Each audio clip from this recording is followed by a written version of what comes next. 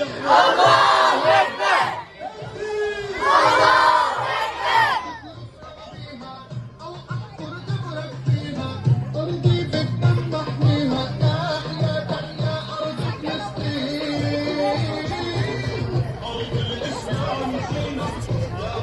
İlk başta insan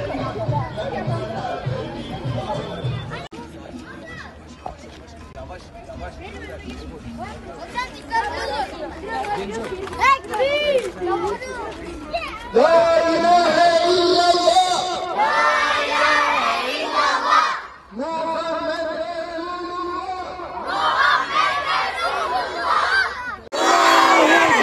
Tekbir! Allahu Ekber! Tekbir! Allahu Ekber!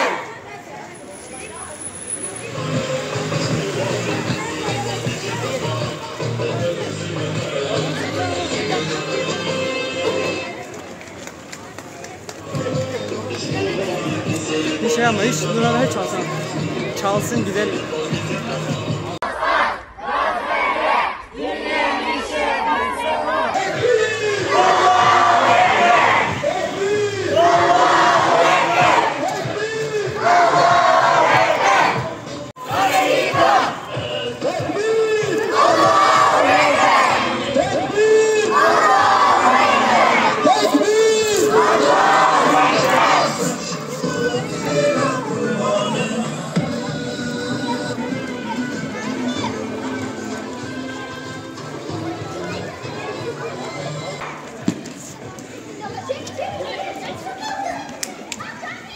Yüz kişi var.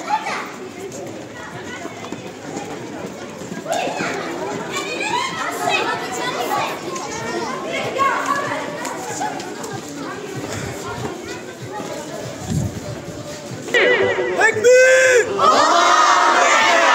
Tekbir! Tekbir!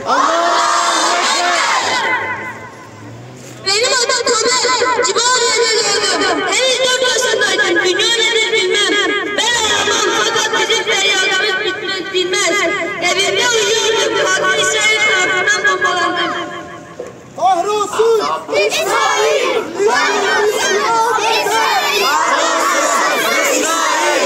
İşbirlikçi ABD!